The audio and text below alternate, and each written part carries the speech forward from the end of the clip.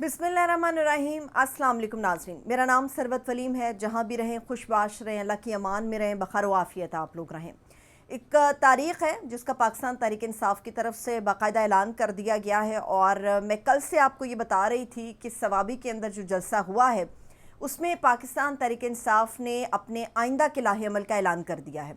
और ये लाहे अमल या ये हिकमत अमली जो है ये पंजाब की हद तक होगी। 15 सितंबर की एक तारीख़ पाकिस्तान तहरीक इंसाफ की तरफ से बाज़ाब्ता तौर पर दे दी गई है, और 15 सितंबर की इस तारीख़ का मतलब ये है कि इमरान खान साहब की रिहाई को यकीनी बनाया जाए। अब सवाबी के अंदर जो जलसा हुआ वो बाकी तमाम असीरान के लिए तो था ही, मगर असल में जो उसका मकसद था वो इमरान खान साहब की रिहाई थी। और इमरान खान साहब की रिहाई को मद्देनज़र रखते हुए अब 15 सितंबर की जो तारीख़ है उस दिन ये तय कर लिया गया है कि अगर इमरान खान साहब को अडियाला जेल से रिहा नहीं किया गया तो ऐसी सूरत में पूरे मुल्क से जो काफ़िले हैं या पूरे मुल्क से जो कारकुनान हैं वो अडियाला जेल के बाहर आकर धरना देंगे। एक तो सितंबर के अंदर बाकायदा तौर पे लॉन्ग मार्च होगा, जिसमें आपको एक बहुत बड़ा अपोजिशन का सियासी इत्तेहाद नज़र आएगा। जगह जगह पे आप लोगों को पहिया जाम की सूरत हाल नज़र आएगी इस लॉन्ग मार्च के नतीजे में। मगर दूसरी तरफ 15 सितंबर के बाद अगर रिहाई मुमकिन ना हो सकी तो इमरान खान साहब की रिहाई तक 15 सितंबर के बाद बाकायदा तौर पे लोग जो हैं अडियाला जेल के बाहर धरना देंगे। अब ये धरना किस नौइयत का होगा, कितना बड़ा होगा, सिक्योरिटी के क्या मामलात होंगे, इसके ऊपर अभी सवालिया निशान है। मगर पाकिस्तान तहरीक इंसाफ जो है ये अपना लाहे अमल बयान कर चुकी है। और याद रहे कि जो कुछ बांग्लादेश के अंदर हुआ उसके बाद तकवीयत यहाँ पर जो हमारा नौजवान तबका है उसको मिली है, क्योंकि वो अपने हक़ की बात करते हैं, अपने अपने वोट के इज़्ज़त की बात करते हैं और पाकिस्तान की बात करते हैं। तो बांग्लादेश के अंदर जो नौजवानों ने किया, जो मुबैना तौर पे आप कह सकते हैं कोटा सिस्टम का भी मसला था, बदतरीन धांधली का भी इशू था। पाकिस्तान के अंदर भी यही इश्यूज़ हैं। कोटा सिस्टम की बात किसी हद तक दुरुस्त हो सकती है, मगर जो धांधली है और बदतरीन धांधली है वो भी पाकिस्तान के 8 फरवरी के इलेक्शन में हमने देखी। और पूरे मुल्क में इस वक्त एक हिजानी कैफियत है सिर्फ इस बात को कि उनका वोट चोरी हुआ और मैंडेट चोर गवर्नमेंट को उनके ऊपर ज़ोर ज़बरदस्ती से मुसल्लत किया गया।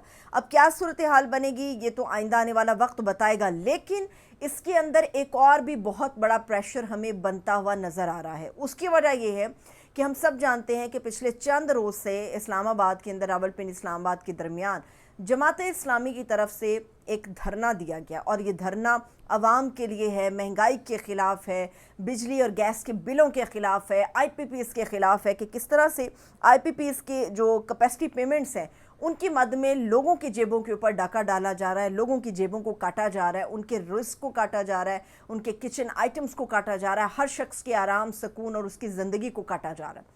जमात इस्लामी ने जो धरना दिया है इसके अंदर पहले भी एक बाज़ाब्ता तौर पे मुज़ाकरात का दौर गवर्नमेंट के साथ हुआ, लेकिन अब इससे कुछ देर पहले ये अनाउंस हुआ है कि एक और दौर भी मुमकिना तौर पे हो सकता है, आइंदा चंद रोज़ में हो सकता है, 48 घंटे में भी हो सकता है।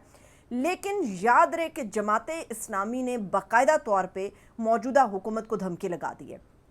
अब ये धमकी कितनी ख़तरनाक है वो भी मैं आपको बताती हूँ। जमात इस्लामी ने जो धमकी लगाई है कि अगर उनके मुतालिबात को तस्लीम नहीं किया जाता तो उन्होंने कहा है कि तुम्हें भागने का मौका भी नहीं फराहम करने देंगे, तुम्हें भागने के लिए एयरपोर्ट या किसी किस्म की कोई लॉन्च भी दस्तयाब नहीं होने देंगे। ये इशारा हो रहा है बांग्लादेश की जबर से भरपूर हुकूमत यानी हसीना वाजिद की हुकूमत के हवाले से, कि हसीना वाजिद को तकरीबन 45 यानी 45 मिनट दिए गए कि तुम इस मुल्क से फ़रार हो जाओ जहाँ पर फादर ऑफ द नेशन की तुम बेटी हो, शेख मुजीबुर रहमान की बेटी हो, लेकिन तुमने यहाँ पर पूरे बांग्लादेश को किस तरह से जकड़ रखा था।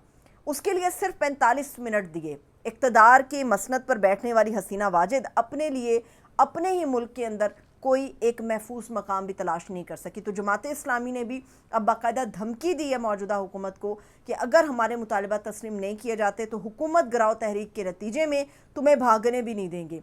11 तारीख का भी उन्होंने बता दिया है कि लाहौर के अंदर भी एक धरना होगा, 12 अगस्त का गालिबन पेशावर के अंदर धरना होगा। तो इस वक्त जो है हुकूमत के लिए कोई रास्ता नहीं है, बजाय इसके कि बांग्लादेश की सूरत हाल को सामने रखते हुए होश के नाखून लेने चाहिए। मगर ना इनके पास मैंडेट है, ना इनके पास अवाम की हिमायत है, ना इनके पास कोई पॉलिसी है जो इनकी तरजीह है मौजूदा हुकूमत की।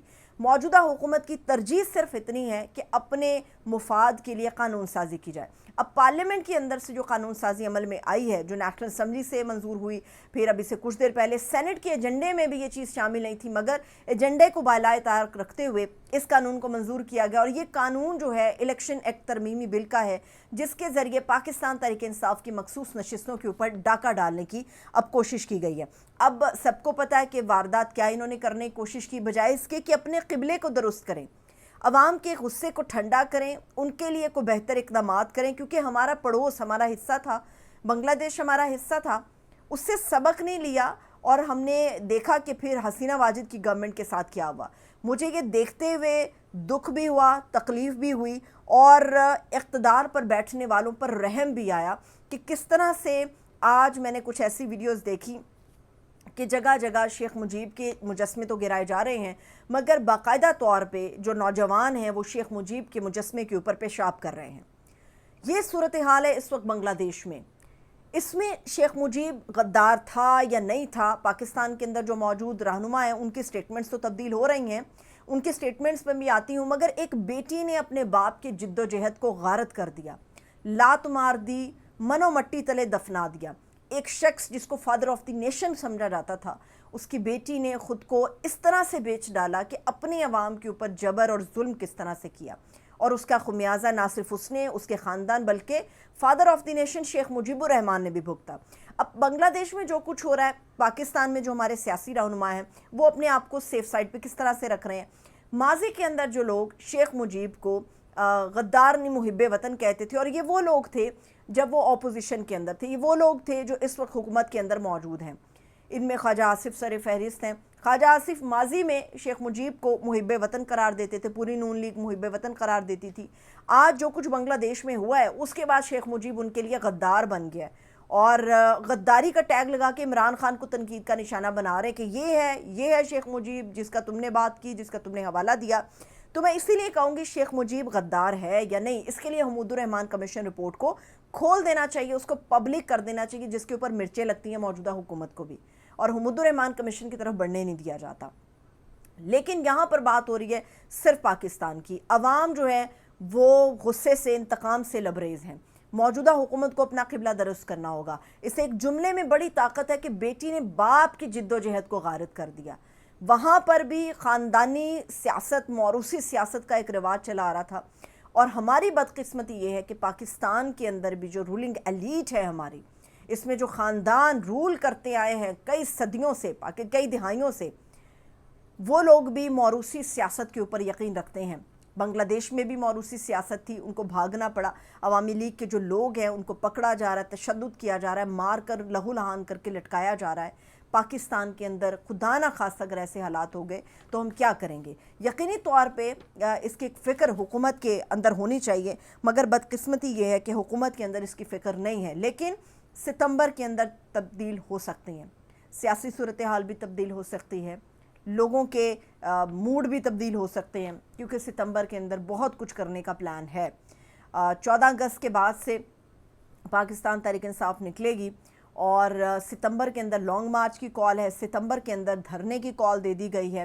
جماعت اسلامی الگ سے موجود ہے اسلام آباد پنڈی میں، اور جماعت اسلامی نے بھی حکومت گراؤ تحریک کا ایک اندیا دے دیا ہے، اور 11 اور 12 سے باقاعدہ طور پہ بڑے شہروں کے اندر، لاہور اور پشاور کے اندر دھرنے دینے جا رہے ہیں۔